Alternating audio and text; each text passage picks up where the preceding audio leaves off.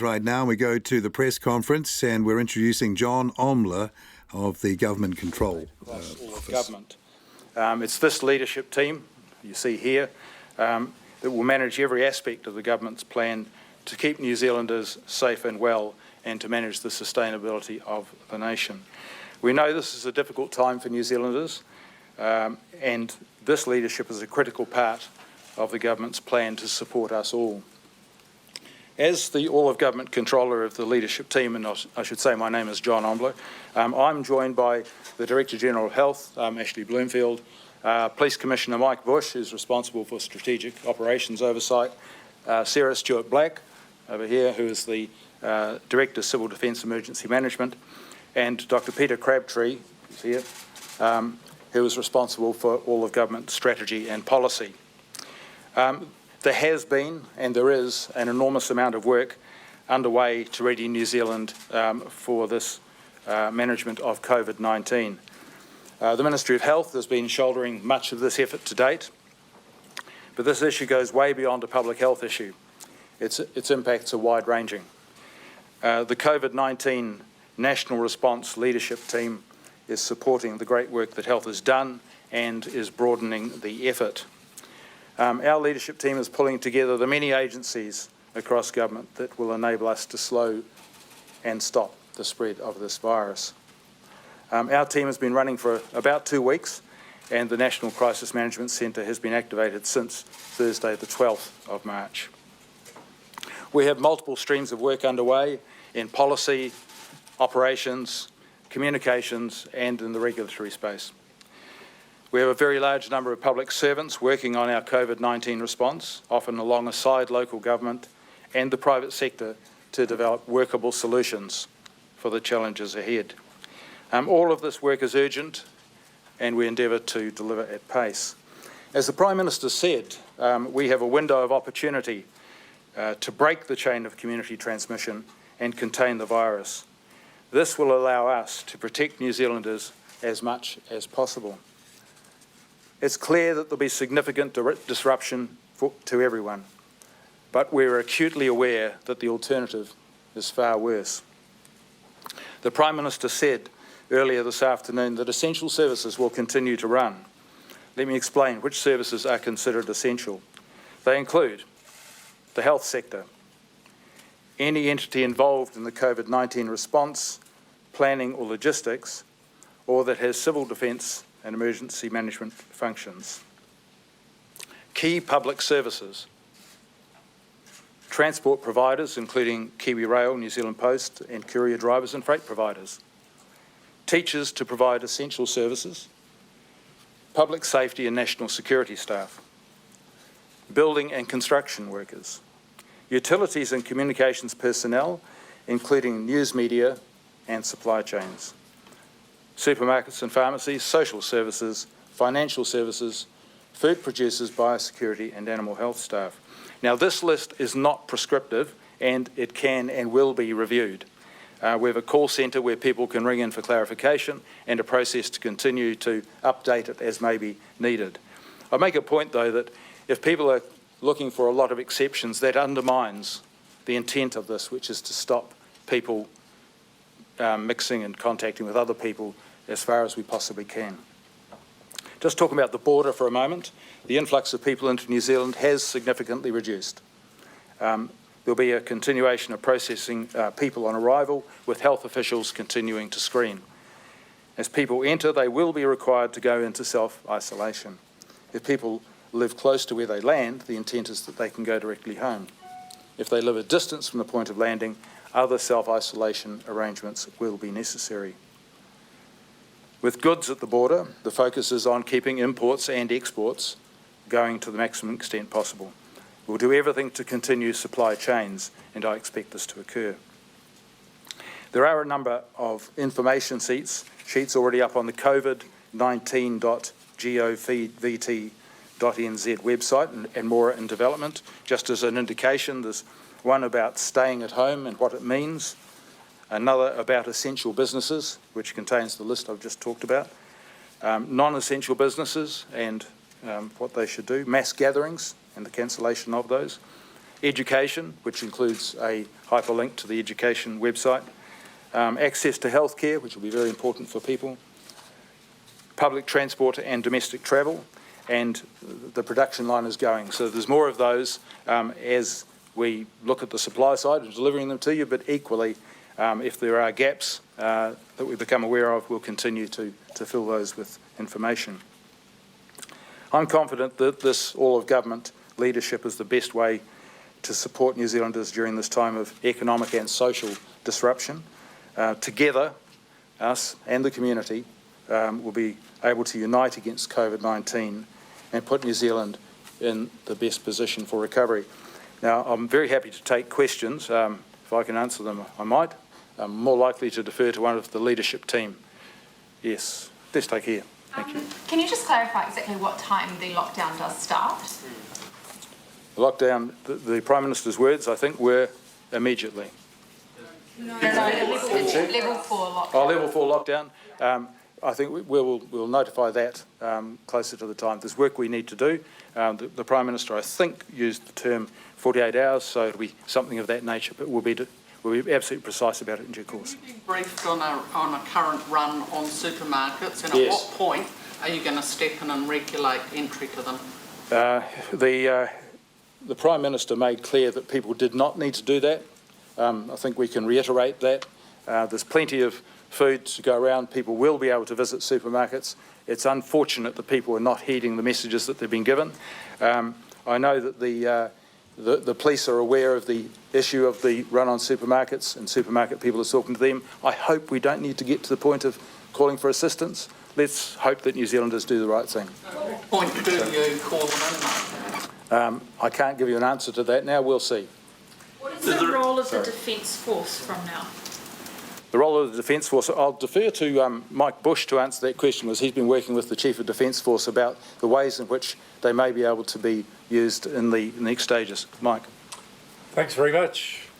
The Defence Force have already been working with us in terms of this command. They provide great knowledge, expertise around logistics, around intelligence and around operations. So they are already part of our Operations Command Centre.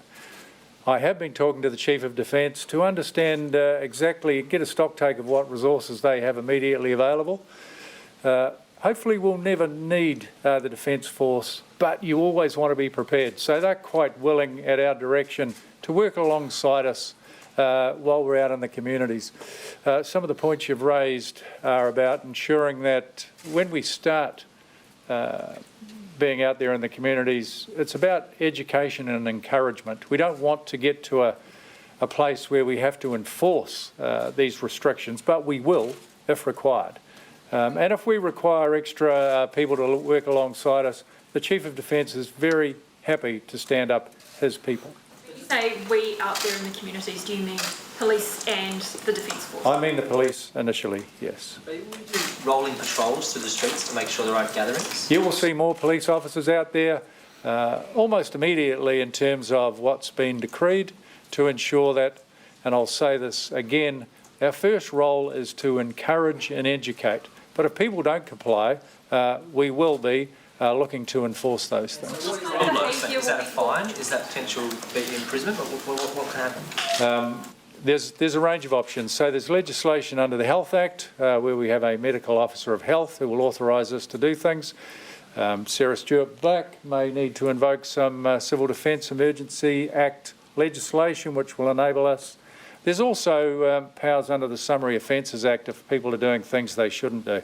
Your question around supermarkets, if people are being disrespectful, if it goes to another level, we will intervene to keep those places safe and to maintain order. Mr. Ombler, can you set out for us the structure of the government response here? Where does your body sit? Where does Mr. Bush sit? Where does the Department of Prime Minister and Cabinet sit? Where does Civil Defence sit? What has happened is that there's been a National Crisis Management Centre set up effectively under the Department of Prime Minister and Cabinet. That's a coordinating body. It's not a structure in its own self. Each Department of State continues to do its job as part of this recovery. Our role as a group of people who have been pulled together from various places is to lead and coordinate that, not to set up a whole new organisation. What kind of behaviour will police be on the lookout for? Any unlawful type of behaviour, anything that brings anyone else's safety into question. The way we police in New Zealand is that we have a very much a prevention first philosophy, intervene, especially with low-level things. So even if someone does need to be arrested for any breach of the peace or any disorder, we're quite happy to take them to our place for a calling off period. We don't necessarily need to prosecute those people. I think that's really important these days. But our prime objective here is to deter people from doing anything that will cause harm to others.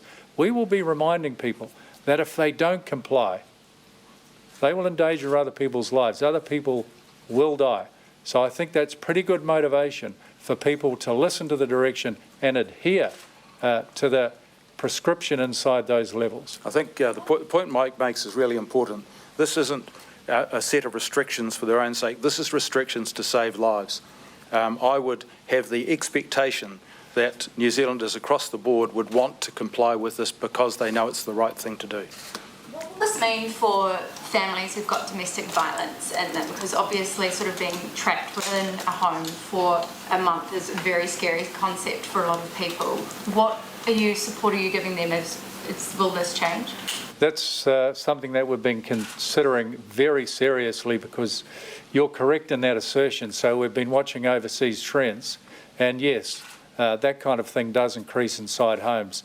That will be one of our top priorities. So if we look at our policing model right now, we will be adapting and changing how we police, obviously, over this period, setting new priorities. Our response to COVID-19 is absolutely one of those, but so is serious harm inside families. Would you encourage, in that instance, neighbours then to be sort of extrally sort of on edge for any signs that something might be happening next door and getting in touch? I would encourage neighbours to be looking out for each other, absolutely, regardless of the circumstance. But if you're hearing something that really concerns you, please make sure you call us. We are there to respond to prevent people being harmed. And again, this is one of our top priorities. I think there's 2 points I'd add to that. One is that what we're talking about is physical distancing to protect people, but not social isolation. There's no problem with calling out to your neighbours over the fence and having a chat. There's just keep the 2 metre distance.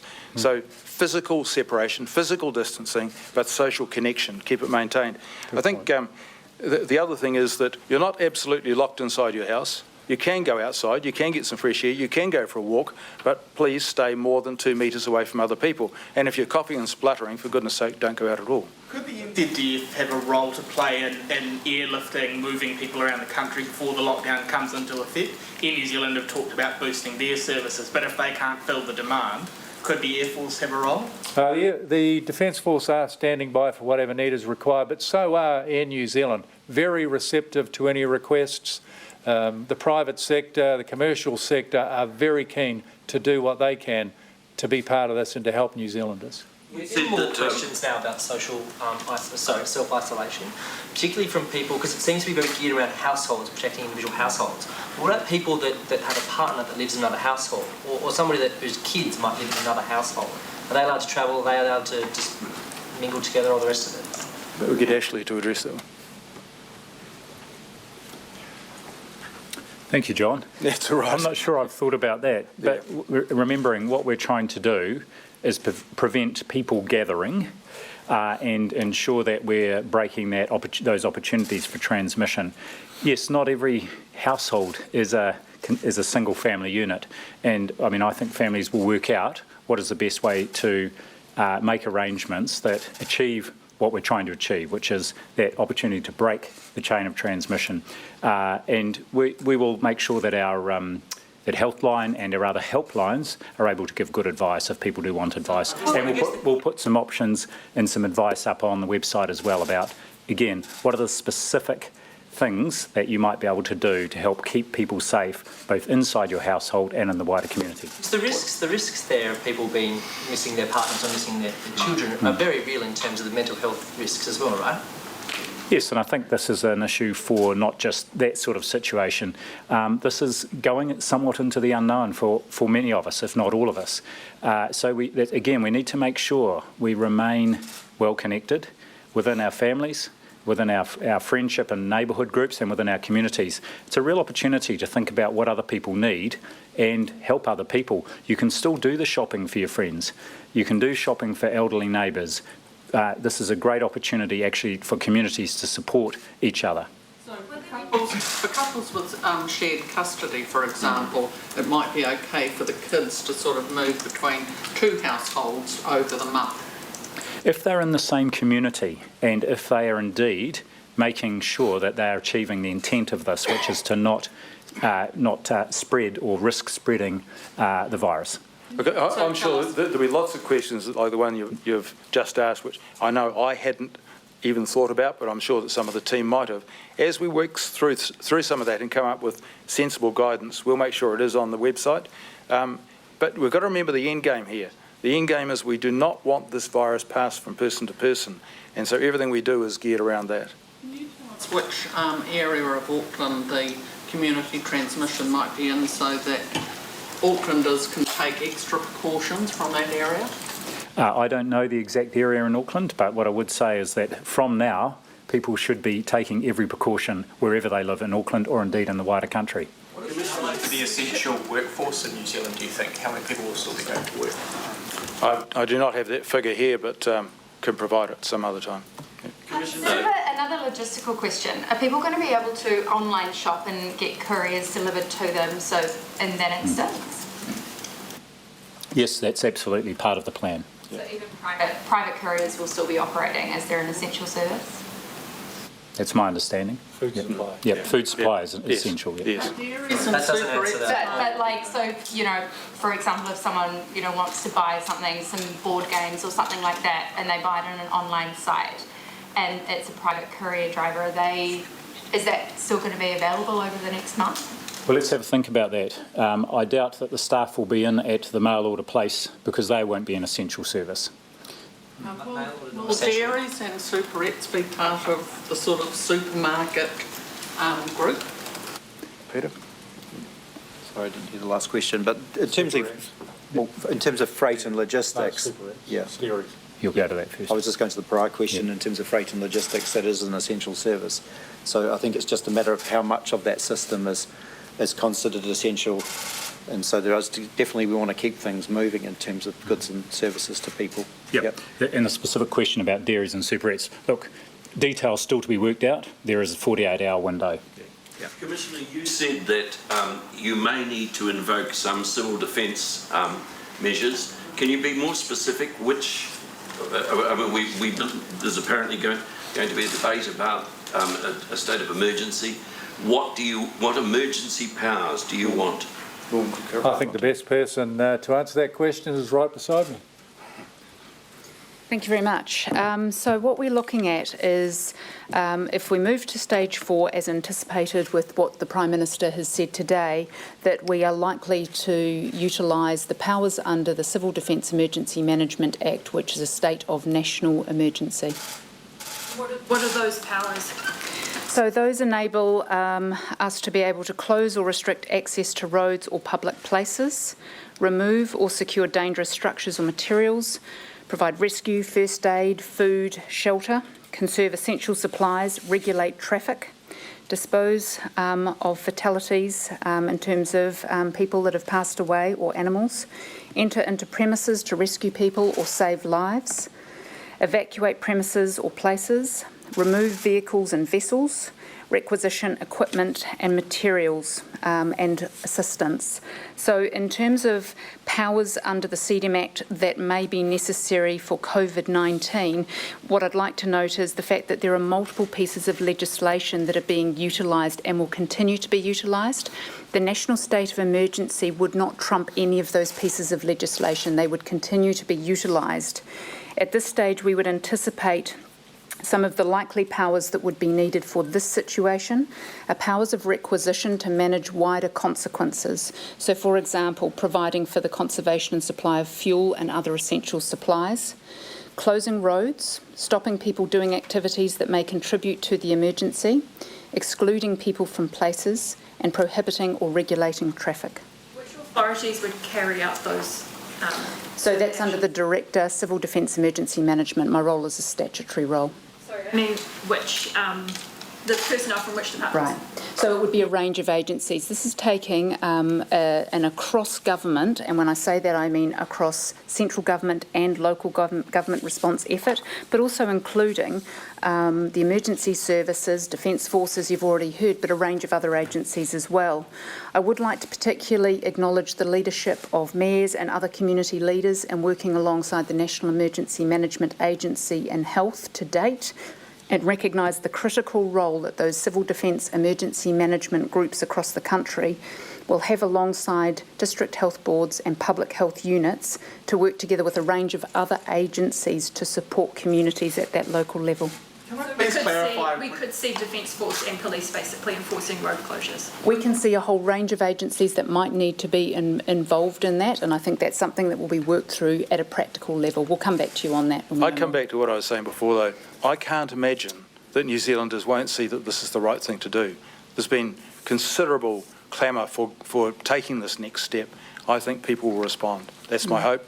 If we have to use those powers, I'll be disappointed. You hope we don't see Defence Force basically out and about having to enforce this? For a level of comfort, I'd be happy to see them there. If it got to the enforcement side, I'd be disappointed, but I wouldn't rule it out. The restrictions on public transport to those undertaking essential services, just to clarify, does that cover any member of the public who needs to access essential services, such as a supermarket or a pharmacy? Will it be open in that case? For whoever can answer? So in terms of supply chain management, I think we're looking at an end-to-end solution. So that's about making sure that the flows of goods that might be needed by supermarkets are enabled all the way along that chain so that people can access those products from their supermarket or via online services. Talking more about consumers, sorry. So if someone needs to get to the supermarket and relies on public transport, will they still be able to use that? Does that qualify as... Yes. Ashley, do you want to? You've answered the question. Yes. This group will work, so how often do you meet and how will you dovetail with the subcommittee of cabinet? Sorry, I missed the question. Just a couple of questions about how this group or state is going to work. How often will you meet and will you dovetail with the committee of cabinet that's been set up by Prime Minister Ardern? At the moment, we're meeting probably several times every day, starting at 7:30 in the morning. And after that, as needed, overseeing the entire work program, which of course is developing day by day, as you can imagine. Yes, we are effectively the committee of officials that supports the Cabinet Committee on COVID. Briefing the Leader of the Opposition, given the kind of wide state powers being taken? I haven't, but I think, Ashley, can you talk about the health? You've been briefing others. Yes, so I've previously briefed, or at least held a briefing for all MPs in here around this issue a couple of weeks ago. I've also briefed the opposition spokesperson on health previously, and I imagine we would be offering ourselves to brief key politicians. Of course, I think many of them will be relocating themselves in their electorates over the next day or two in preparation for the next few weeks. Another question just about in terms of the communications, because until now we've had the Prime Minister largely and Ashley speaking from those different perspectives. Are there now going to be more talking heads, and who will New Zealanders know to go to or understand or the rest of it? I imagine there will be more talking heads. For example, if there's issues in the transport sector, we might well have Peter Mersey, the Secretary for Transport, come along to one of these sessions. It may well be if the issues are in the primary sector that Ray Smith, the Chief Executive of Ministry of Primary Industries, would be here. So I think it's as the right person is needed to be able to give information and answer questions, because, as I said when I started out, it started off as a health issue and it's actually a whole of New Zealand issue writ large. So there will be different people for different elements of the response. Yes. People are clamouring to get home over the next few days if they're in a different city for whatever reason and they're unable to get on a flight or another form of transport. Is there sort of going to be a sort of compassionate consideration given to those people who are just trying to get home, if people who are worried that there is going to be a firm lock-off? I'm not sure that I can absolutely answer that question. I can say that we have an 0800 number where people can ring into a call centre. As we develop answers for questions like that, they'll be available for call centre staff. If the answers aren't available, we'll be obviously working out answers and getting back to people. That 0800 number is listed in the Covid-19 website for those who don't have the technology to look at that. It's 0800 779 997. That's 0800 779 997. I suspect that's going to get fairly heavily rung in the next little while, and the call centre capacity is currently being beefed up for the anticipated increase in demand. So apologies if people can't get through immediately. And then just going back to how many people are coming into the country, do you have any numbers on sort of how many people are coming in and what they're expected to get to by the end of the 4-week period? There is some work being done on that. I wonder if, Mike, is that one that you wanted to talk about? Or? Yeah, I can't give absolute detail. I know it's decreasing. We know how many people are offshore. We don't know how many of them want to come back. It's decreasing almost in the thousands daily.